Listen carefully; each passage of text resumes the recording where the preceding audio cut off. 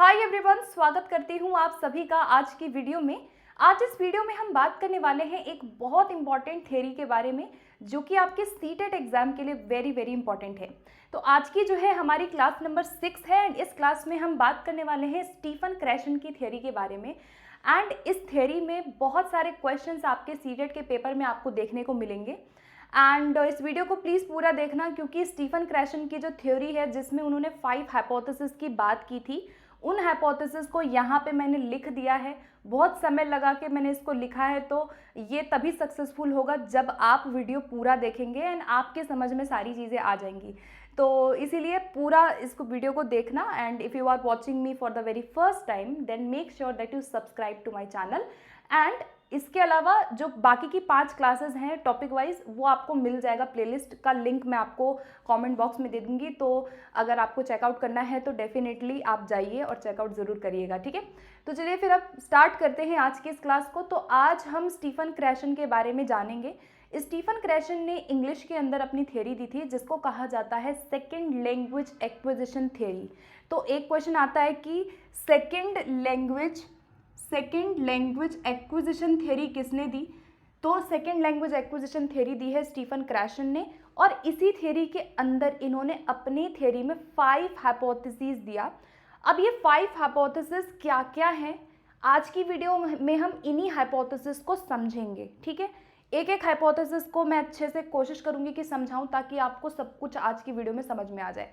कोई भी पॉइंट ऐसा नहीं है जो आपके एग्जाम पॉइंट ऑफ व्यू से इंपॉर्टेंट ना हो, तो make sure that you are also making your own notes, क्योंकि इंपॉर्टेंट है, ठीक है।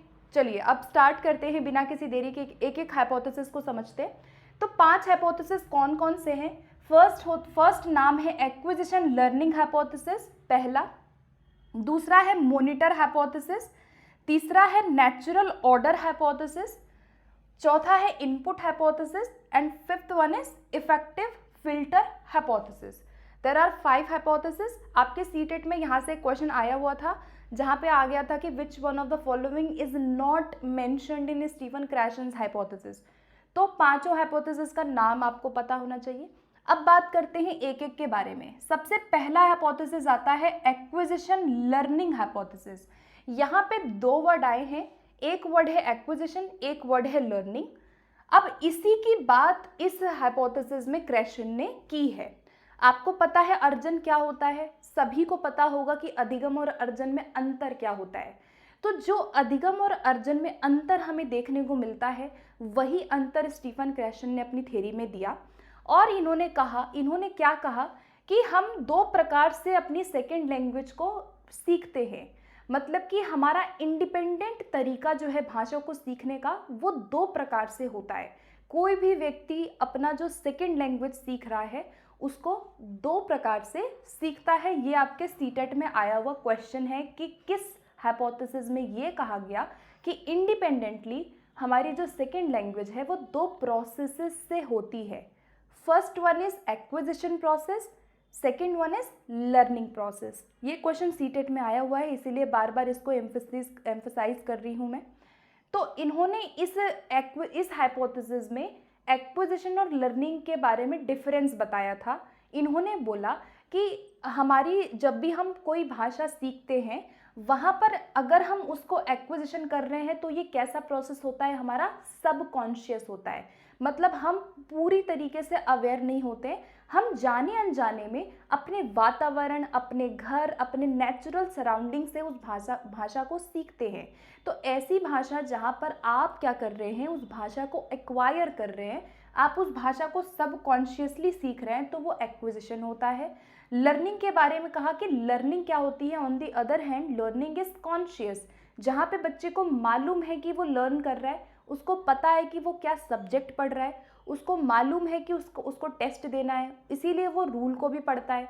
यानी कि यहाँ पे जब भी हम लर्निंग की बात करते हैं तो लर्निंग जो है हमारी वो कॉन्शियस होती है, लर्निंग डेलिब्रेट होती है, यानी बच्चा प्रयासपूर्ण तरीके से यहाँ पे सीखता है, प्रयास करते हुए सीखता है। यहाँ पे एक्सप्लिसिट बोला क्रैशन ने कि learning is explicit and acquisition is implicit.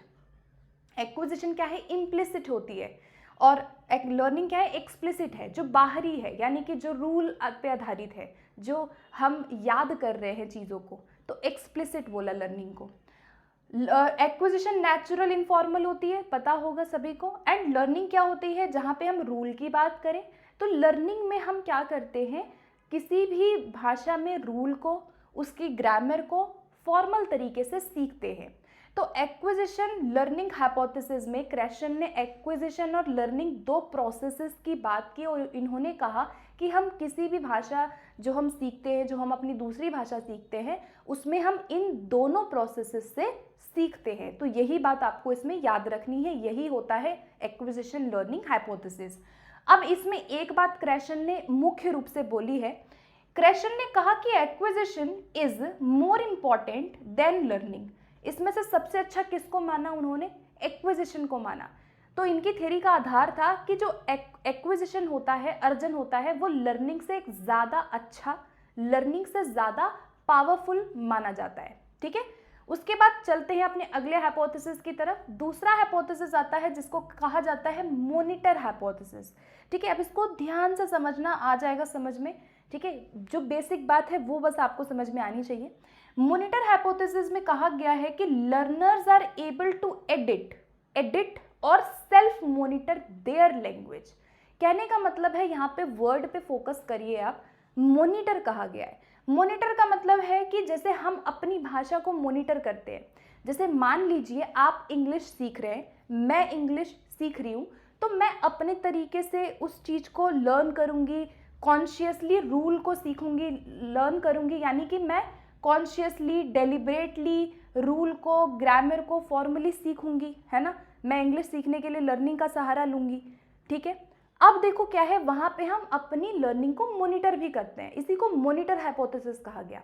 अब इसके 3 एस्पेक्ट बताए क्रेशन ने। कितने एस्पेक्ट बताए, 3 एस्पेक्ट बताए। पहला अंडर मॉनिटर्स, दूसरा ओवर मॉनिटर्स, तीसरा ऑप्टिमल मॉनिटर्स। बहुत आसान है। यहाँ पे मैंने बोला मॉनिटर हाइपोथेसिस में आप जो भी सीखते हो, कॉन्शियसली लर्न करते हो, उसको आप मॉनिटर करते हो। अब इसमें 3 फैक्टर आते हैं, time, form and rule. Time, form and rule मैंने यहाँ जो लिखा है, इसका मतलब है कि आप कितना समय दे रहे हो अपनी चीज़ों को सीखने में। मतलब मान लो मैं इंग्लिश सीख रही हूँ, तो मैं इंग्लिश को सीखने में कितना टाइम दे रही हूँ, मैं इंग्लिश को सीखने में कौन कौन से फॉर्म सीख रही हूँ, मतलब कौन कौन से स्ट्रक्चर्स में इंग्लिश में सीख रही हूँ, सेंटेंस सीख रही हूँ डेली, और मैं कौन कौन से रूल सीख रही हूँ। तो जब हम इन तीनों चीज़ों को सीखते हैं, उसी को मॉनिटर कहा जाता है, और हम अपनी लर्निंग को मॉनिटर करते हैं। अब देखो 3 कैटेगरी, जैसे मैंने बोला, अंडर, एक होते हैं अंडर मॉनिटर्स, एक होते हैं ओवर मॉनिटर्स, एक होते हैं ऑप्टिमल मॉनिटर्स। अब एक एग्जाम्पल देती हूँ। मान लीजिए मैं इंग्लिश सीख रही हूँ, अगर मैं इन चीज़ों को ज़्यादा फोकस नहीं करूँगी, मान लो मैं किसी चीज़ को सीखने में टाइम, एफर्ट, रूल ये सब नहीं सीख रही हूँ, यानी कि वहाँ पे मेरी लर्निंग बहुत एक्यूरेट नहीं होगी। मैं अगर किसी चीज़ पे मॉनिटर नहीं कर रही हूँ, तो वहाँ मैं किस में आऊँगी, अंडर मॉनिटर में आऊँगी। अंडर का मतलब है कि मेरी लर्निंग का स्तर कहीं ना कहीं कम होगा। ठीक है, अगर मैं ज़्यादा रूल नहीं पढ़ूंगी, मान लो मैं इंग्लिश ग्रामर पढ़ रही हूँ और मैं रूल फोकस ही नहीं कर रही, तो मैं गलत बोलूँगी। यानी कि जो मेरी लर्निंग हुई, जो मैं सीख रही हूँ, जो मैं भाषा सीख रही हूँ, वो क्या है, अंडर है, मतलब मेरी लर्निंग नीचे है। फिर होते हैं ओवर मॉनिटर्स। ओवर मॉनिटर्स क्या है, जो इन चीज़ों को ज़्यादा सीख लेते हैं। अब आप देखोगे कुछ ऐसे लोग होते हैं जो इतने ज़्यादा रूल सीख लेते हैं, इतना परफेक्टली फॉर्म सीख लेते हैं कि वो कई बार फ्लुएंट नहीं हो पाते हैं। तो ऐसे लोग ओवर में मानते हैं, जिनकी लर्निंग काफ़ी ज़्यादा ऊपर हो जाती है, जो काफ़ी ज़्यादा फोकस करते हैं फॉर्म, रूल पे ऑलवेज, यानी कि वो फ्लुएंसी पे कम फोकस करके एक्यूरेसी पे यहाँ पे ज़्यादा फोकस करने लगते हैं। तो ये भी बहुत अच्छा नहीं माना जाता, बिकॉज यहाँ फ्लुएंसी नहीं आती है किसी के अंदर। ठीक है, फिर होता है तीसरे नंबर पे वो लोग आते हैं जो ऑप्टिमल में होते हैं। ऑप्टिमल मतलब कि बराबर, ना ज़्यादा ना कम, यानी कि ना ज़्यादा ना कम, मैं बराबर लेके चीज़ों को चल रही हूँ। मतलब जितना मुझे सीखना है, जितना मुझे रूल सीखना है, जितना मुझे फॉर्म सीखना है, जितना मुझे टाइम देना है किसी चीज़ को सीखने में, मैं उतनी चीज़ों को परफेक्टली सीख रही हूँ, ना ज़्यादा ना कम। तो वो लोग क्या होते हैं, बैलेंस तरीके से लर्न करते हैं चीज़ों को, तो ये लोग ऑप्टिमल के अंदर आते हैं। तो आई होप कि समझ आ गया होगा, मैंने अपनी लैंग्वेज में इसको चीज़ को समझाने की कोशिश की है कि मॉनिटर हाइपोथेसिस क्या होता है। मॉनिटर हाइपोथेसिस समझ आ रहा होगा कि हम खुद की जो लर्निंग है, जो हम लैंग्वेज को लर्न कर रहे हैं, उसको एडिट करते हैं और उसको हम सेल्फ मॉनिटर करते हैं। खुद मैं सेल्फ मॉनिटर करूँगी कि मुझे कम सीखना है अंडर में, मुझे ओवर सीखना है या मुझे ऑप्टिमल सीखना है। तो हम एक लर्निंग को बैलेंस बना के चलते हैं जब हम कोई चीज़ लर्न करते हैं। जब हम इस स्टेज पे आते हैं लर्निंग पे, तब हम ये चीज़ करते हैं, ठीक है। तो इसको कहा गया मॉनिटर हाइपोथेसिस। तीसरे पे आते हैं अब हम, थर्ड नंबर पे आता है नेचुरल ऑर्डर हाइपोथेसिस। क्या कहा गया इसको? इसको कहा गया नेचुरल ऑर्डर हाइपोथेसिस। अब इसका मतलब क्रेशन ने ये बोला है कि जब भी हम किसी भी ग्रामर के रूल को या हम जब भी किसी भी स्ट्रक्चर को सीखते हैं, वहाँ पर हम उसको एक प्रिडिक्टेबल ऑर्डर से सीखते हैं। यानी हमारे सीखने का क्या है, एक क्रम होता है जो कि पहले से पूर्व निर्धारित होता है, प्रिडिक्टेबल ऑर्डर में सीखते हैं। जैसे आपको पता है कि हमारा जो डेवलपमेंट है वो भी एक प्रिडिक्टेबल ऑर्डर में होता है। पहले इन्फेंसी आएगा, फिर चाइल्डहुड आएगा, फिर एडोलेसेंस आएगा। ऐसे ही हमारी लर्निंग जो होती है वो एक प्रिडिक्टेबल ऑर्डर से होती है। तो इसी को कहा जाता है नेचुरल ऑर्डर हाइपोथेसिस। अब इसमें एक सेंटेंस है जो आपको याद रखना है। इसमें एक सेंटेंस आपके सीटेट में आया हुआ था कि सम स्ट्रक्चर्स, स्ट्रक्चर्स का मतलब क्या होता है, जैसे कोई भी स्ट्रक्चर है, जैसे मान लो मुझे सिखाना है आई एम गोइंग, तो ये क्या है, एक स्ट्रक्चर है। आई एम अ गर्ल, ये भी क्या है, एक स्ट्रक्चर है। आई लाइक चॉकलेट्स, ये भी क्या है, एक स्ट्रक्चर है। तो स्ट्रक्चर्स क्या है, जो हम जैसे subject plus verb plus object सिखा रहे हैं, तो दीज आर सम स्ट्रक्चर्स। तो यहाँ पे है कि some structures are more easily acquired than others. ये बात किस किस हाइपोथेसिस में कही गई है, नेचुरल ऑर्डर हाइपोथेसिस में कही गई है। तो ऐसे ही सेंटेंस उठ के आ जाएगा सीधा सीधा, और ऐसे ही आपको ऑप्शन में दिख जाएगा। तो यानी कि कहने का अर्थ इसमें है कि कुछ स्ट्रक्चर ऐसे होते हैं जो हम प्रिडिक्टेबल ऑर्डर से ही सीखते हैं, ठीक है। तो यहाँ पे वही कहा गया कि some structures are more easily acquired than others, यानी कि दूसरे स्ट्रक्चर्स के अपेक्षा कुछ स्ट्रक्चर्स ऐसे होते हैं जो इजिली एक्वायर हम जल्दी कर लेते हैं और हम एक ऑर्डर से ही चीज़ों को सीखते हैं ग्रामर में। अब एक एग्जाम्पल देखो क्या है, जैसे हम टेंसेस पढ़ते हैं, तो टेंसेस में आप अगर टेंसेस बचपन में भी सीख रहे थे तो आपने पहले फ्यूचर टेंस नहीं पढ़ा होगा, आपको पहले समझ में कौन सा टेंस आया होगा, प्रेजेंट टेंस ही समझ में आया होगा। तो हर व्यक्ति पहले प्रेजेंट टेंस ही सीखता है, फिर पास्ट टेंस सीखता है। तो इसी तरह कुछ वर्ड्स हम पहले सीख जाते हैं इजीली, जैसे गुड मॉर्निंग एक ऐसा वर्ड है जो हम इस स्ट्रक्चर को, इस वर्ड को हम पहले सीख गए, और बाद में हम आगे चीज़ें सीखते हैं जो थोड़ी डिफ़िकल्ट है या जो आगे हम रूल सीखते हैं। तो वही चीज़ है कि प्रेजेंट टेंस पास्ट टेंस से पहले अगर आपको समझ में आ रहा है, यानी कि some structures are easily acquired than others, आप उस स्ट्रक्चर को पहले सीख गए, ठीक है। तो ग्रामर के जो भी स्ट्रक्चर्स या जो भी रूल होते हैं वो प्रिडिक्टेबल ऑर्डर में ही हर व्यक्ति सीखता है, जैसे कि आपको LSRW भी पता होगा। तो वही चीज़ है ना। लिसनिंग, स्पीकिंग, रीडिंग, राइटिंग क्या है, प्रिडिक्टेबल ऑर्डर है, हम ऑर्डर से ही सीखेंगे। हर व्यक्ति लिसनिंग पहले करेगा, फिर बोलेगा, फिर पढ़ेगा, फिर लिखेगा।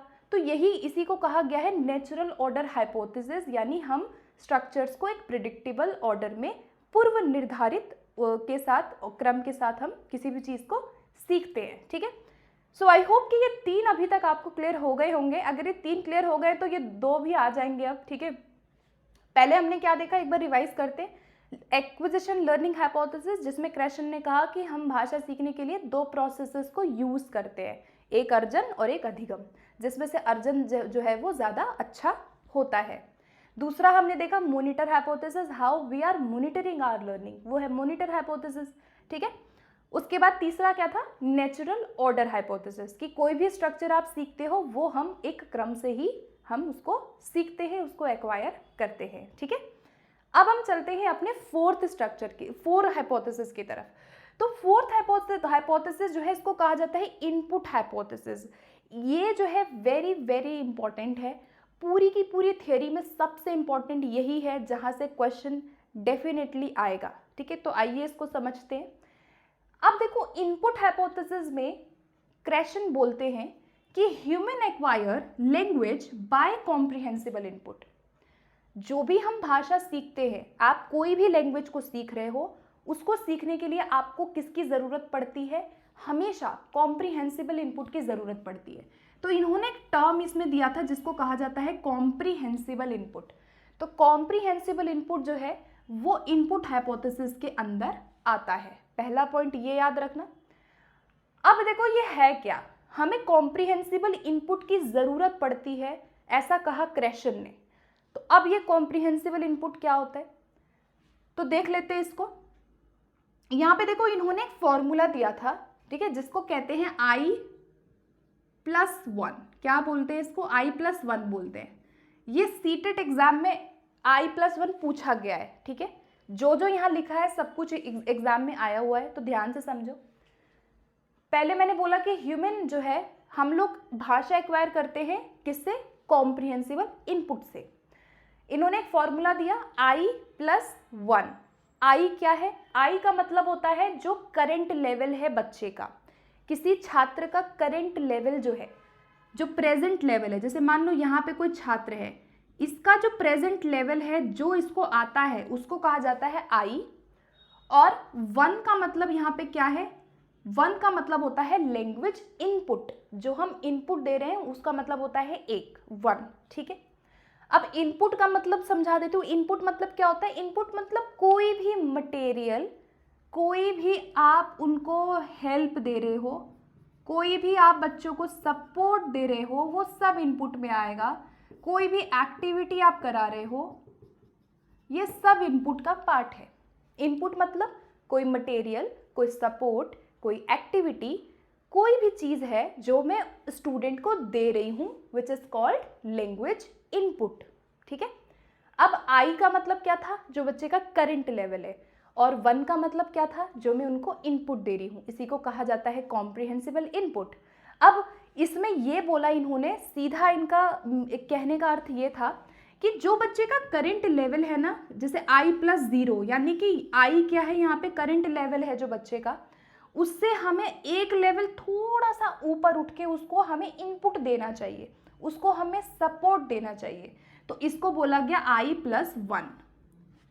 I+1 मतलब I मतलब करंट लेवल, 1 का मतलब इनपुट देना। तो I+1 को ही कहा जाता है कॉम्प्रिहेंसिबल इनपुट, ठीक है। और इसके अगला वाला क्या लिखा है? Too challenging. अब ये वो लेवल है जो बहुत ज़्यादा बच्चे के लिए टफ है, जहाँ पे बच्चा नहीं पहुँच सकता, इसको I+2 कहा गया। तो यहाँ पे हम फोकस नहीं करते। कॉम्प्रिहेंसिबल इनपुट का मतलब ही यही है कि हम थोड़ा सा अबव लेवल, थोड़ा सा हायर लेवल हम बच्चे की लर्निंग में प्रोवाइड करते हैं। जैसे ZPD है, सेम वही चीज़ है, ठीक है।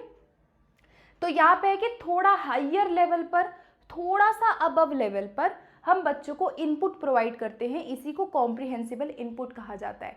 कि बच्चे की लर्निंग में आप आए दिन उनको सपोर्ट, हेल्प देते हो, एंड हम क्या करते हैं उसके लेवल से थोड़ा सा higher level, slightly above level या फिर थोड़ा हायर लेवल प्रोवाइड करते हैं। तो आपके सीटेट एग्जाम में ये क्वेश्चन आया हुआ था कि कॉम्प्रिहेंसिबल इनपुट में हम बच्चे को जो भी इनपुट प्रोवाइड करते हैं वो कैसे प्रोवाइड करते हैं? लोअर लेवल पे प्रोवाइड करते हैं, मिडिल लेवल पे प्रोवाइड करते हैं, या स्लाइटली हायर लेवल पे या बियॉन्ड लेवल पे प्रोवाइड करते हैं? ऐसे ऑप्शन आया हुआ था। तो आपको क्या बताना है कि हम कॉम्प्रिहेंसिबल इनपुट में जो भी इनपुट देते हैं वो बच्चे के लेवल से, उसके करंट लेवल से थोड़ा सा ऊपर उठ के, थोड़ा सा उनको हम लिटिल अबव हम उनको क्या देते हैं? इनपुट देते हैं। ज़्यादा नहीं, लेकिन स्लाइटली मतलब थोड़ा सा ऊपर, थोड़ा सा अबव, ठीक है। इसी को कहा जाता है कॉम्प्रिहेंसिबल इनपुट। जो लेवल था, ये लेवल था उसका, इससे उठ के आपने उसको सपोर्ट दिया। जैसे ZPD पढ़ा होगा वाइगोत्स्की में, वही चीज़ है, ये सेम वही है। आपने उसको सपोर्ट दिया और ये वो क्षेत्र है जहाँ बच्चा नहीं पहुँच सकता, वो उसका लेवल नहीं है, तो ये टू चैलेंजिंग हो गया। तो इसी को कहा जाता है, this is called comprehensible input, जो हम लर्निंग में प्रोवाइड करते हैं। और क्रैशन ने बोला कि हम जो भाषा सीखते हैं, हम जो भी भाषा लर्न करते हैं, वो हम विदाउट कॉम्प्रिहेंसिबल इनपुट नहीं सीख सकते। हमें ज़रूरत पड़ती ही पड़ती है किसी न किसी सपोर्ट की, किसी न किसी इनपुट की, ठीक है। तो ये था, ओके, वेरी वेरी इंपॉर्टेंट, तो इसलिए थोड़ा ज़्यादा इसको समझा दिया है, ठीक है। अब हम बढ़ते हैं अपने लास्ट हाइपोथेसिस की तरफ, which is effective filter hypothesis. Effective filter hypothesis का मतलब देखो क्या है? अफेक्टिव का मतलब क्या होता है? भावात्मक। अफेक्टिव क्या होता है? भावात्मक होता है। तो भावात्मक का संबंध किससे हो गया? भाव से, फीलिंग से। तो थोड़ा थोड़ा ये जो है उसी से रिलेटेड है। इफेक्टिव फिल्टर का मतलब ये है, क्रेशन ने इसमें देखो क्या बोला कि कॉम्प्रिहेंसिबल इनपुट तो मिल रहा है, कॉम्प्रिहेंसिबल इनपुट मिल रहा है बच्चे को, वो लैंग्वेज को सीख रहा है तो टीचर उनको सपोर्ट कर रहा है, कॉम्प्रिहेंसिबल इनपुट पूरा पूरा है। लेकिन ऐसा ज़रूरी नहीं है कि कॉम्प्रिहेंसिबल इनपुट मिल रहा है तो लर्निंग होगी ही होगी। कई बार कुछ इफेक्टिव फिल्टर होते हैं जो बच्चे की लर्निंग को प्रभावित करते हैं। अब वो इफेक्टिव फिल्टर कौन कौन से हो सकते हैं, जैसे कि मोटिवेशन। आपको पता है ना, जब आप कोई चीज़ सीखते हो कई बार मोटिवेशन बहुत ऊपर होता है, कई बार बहुत नीचे होता है, हमारे साथ भी होता है। अब मेरा वीडियो बनाने का कई बार बिल्कुल मोटिवेशन नहीं होता है तो मैं वो काम नहीं करती हूँ, कई बार मेरे वीडियो बनाने का बहुत मोटिवेशन होता है। तो ये क्या है, ये इफेक्टिव फिल्टर हाइपोथेसिस है जो कहीं ना कहीं हमारी लर्निंग को अफेक्ट करता है, हमारे सीखने को प्रभावित करता है। तो क्रेशन ने बोला कि जब भी हम यहाँ पे लैंग्वेज को सीखते हैं, कोई चीज़ लर्न करते हैं, तो these affective filter affects our learning. ये क्या है, इफेक्ट डालते हैं हमारी लर्निंग पे। जैसे कि मोटिवेशन लो है या हाई है, इससे बहुत ज़्यादा प्रभाव पड़ेगा कि वो भाषा को कितना सीखेगा, ज़्यादा सीखेगा या कम सीखेगा। तो कहीं ना कहीं लर्निंग इफेक्ट हुई। भले ही आप उसको कॉम्प्रिहेंसिबल इनपुट दे रहे हो, लेकिन अगर उसका मोटिवेशन लेवल बहुत लो है तो क्या होगा, नहीं सीखेगा। इसी को कहा जाता है इफेक्टिव फिल्टर, जो कि इफेक्ट डालते हैं लर्निंग में। दूसरा है इमोशन। आपको पता है डिग्री ऑफ एंजाइटी ज़्यादा है अगर, तो वो नहीं सीखेगा। मान लो टीचर उसको डेली कॉम्प्रिहेंसिबल इनपुट दे रही है, उसके लेवल से हायर लेवल उठ के उसको डेली टीचर सपोर्ट दे रहा है, लेकिन अगर बच्चे के अंदर एंजाइटी बहुत ज़्यादा है, वो एग्ज़ाम देने में डर रहा है, एग्ज़ाम टाइम पे उसको बहुत एंजाइटी हो जाती है, वहाँ पे क्या होगा, परफॉर्मेंस पे इफेक्ट पड़ेगा। भले ही उसको बहुत आता है लेकिन वो नहीं कर पाएगा।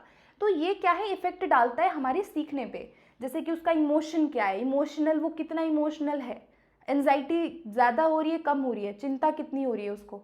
उसके बाद कैरेक्टर्स में आता है उसका सेल्फ कॉन्फिडेंस कितना है, जितना ज़्यादा सेल्फ कॉन्फिडेंस होगा उतना अच्छा सीखेगा। तो ये जो चीज़ें हैं, ये जो इफेक्टिव फिल्टर्स हैं, ये कहीं ना कहीं हमारे second language learning, second language acquisition को प्रभावित, भाषा को सीखने में प्रभावित करते हैं। ठीक है, अब देखो इसमें ये चीज़ कहा गया कि ये फिल्टर जो है हमारे एक्विजिशन को प्रभावित करते हैं। आपको पता है हम भाषा अर्जन करेंगे, अधिगम करेंगे, तो ये तो प्रभावित करेंगे ही करेंगे। जैसे कि लर्निंग है तो इफेक्ट तो डालेंगे ही डालेंगे। क्रेशन ने एक बात और बोली कि ये जो इफेक्टिव फिल्टर है, ये जितने कम होंगे ना, इनपुट उतना अच्छा होगा। ठीक है, बस ये याद रखना। इसमें क्रेशन ने बोला कि इफेक्टिव फिल्टर जितने लो होंगे तभी बच्चे को इनपुट ज़्यादा मिलेगा। अब इसका मतलब क्या है, जैसे मान लो मोटिवेशन लेवल है, अगर उसका मोटिवेशन लेवल लो की जगह हाई हो गया, या फिर मान लो इमोशन में एंजाइटी की डिग्री कम है, मतलब उसको एंजाइटी नहीं होती ज़्यादा, तो यहाँ पे क्या होगा, उसको इनपुट ज़्यादा मिलेगा, वो ज़्यादा सीखेगा। तो वही क्रेशन ने बोला कि जितने इफेक्टिव फिल्टर्स कम होते हैं उतना ज़्यादा हमें इनपुट मिलता है लर्निंग में। इनपुट मतलब हमें सपोर्ट मिलता है। ठीक है, तो ये है इफेक्टिव फिल्टर हाइपोथेसिस, जो कि हमारे लर्निंग को, जो रिजल्ट है लर्निंग का, उसको प्रभावित करते हैं, प्रभाव डालते हैं। ठीक है, so these were 5 hypothesis in Christian theory. I hope कि आज की इस थ्योरी में, इस वीडियो में ये सारे हाइपोथेसिस क्लियर हो गए होंगे। एक बार और रिवाइज करते हैं पूरी थ्योरी को, उसके बाद I will and this session. सबसे पहले एक्विजिशन लर्निंग की बात क्रेशन ने की। इन्होंने बोला कि हमारी भाषा सीखने में 2 प्रोसेस होते हैं, एक एक्विजिशन, एक लर्निंग, और जिसमें से एक्विजिशन इज मोर इम्पॉर्टेंट। उसके बाद मॉनिटर हाइपोथेसिस में क्या है, हम एडिट करते हैं अपनी लर्निंग को, सेल्फ मॉनिटर करते हैं अपने सीखने को। 3 कैटेगरी में आते हैं। ठीक है, जैसे हम यहाँ पे रूल वगैरह कॉन्शियसली कितना सीख रहे हैं वो सब इसमें आ जाता है। नेचुरल ऑर्डर में क्या है कि हम एक ऑर्डर से ही ग्रामर के स्ट्रक्चर्स को, रूल को सीखते हैं, एक प्रिडिक्टेबल ऑर्डर होता है सीखने का। फिर उसके बाद हमने डिस्कस किया input hypothesis, very very important. I+1 का रूल याद रखना जो क्रेशन ने इसमें दिया। I का मतलब होता है जो करंट लेवल है बच्चे का, जो वर्तमान उसका स्तर है, और 1 का मतलब होता है जो हम इनपुट देते हैं। ठीक है, तो हम कैसे उसको सपोर्ट करते हैं, स्लाइटली अबव, हमेशा बच्चे के लेवल से एक लेवल ऊपर उसको सपोर्ट दिया जाता है। ठीक है, उसके बाद इफेक्टिव फिल्टर में कुछ हमारे फिल्टर्स होते हैं जो हमें प्रभावित करते हैं, जैसे मोटिवेशन कितना है और लेवल ऑफ एंजाइटी कितनी है, इमोशनली वो कैसा है। तो ये सब चीज़ें हैं, सोशल फैक्टर्स हैं काफ़ी जो प्रभावित करते हैं। ठीक है, सो आई होप कि आज की वीडियो में सारी चीज़ें क्लियर हो गई होंगी, आज की थ्योरी आपको समझ में आ गई होंगी। And if you like this video then do subscribe, do share with your friends as well. And कोई भी फीडबैक है, एनीथिंग आपको कोई समझ नहीं आया तो आप लोग बेझिझक होके कमेंट सेक्शन में पूछ सकते हैं, ठीक है। तो मिलते हैं फिर अगली वीडियो में, एंड टेलीग्राम ग्रुप से जुड़ जाइए फॉर नोट्स एंड पीडीएफ्स। तो फिर मिलते हैं। Thank you so much for watching this video. Okay.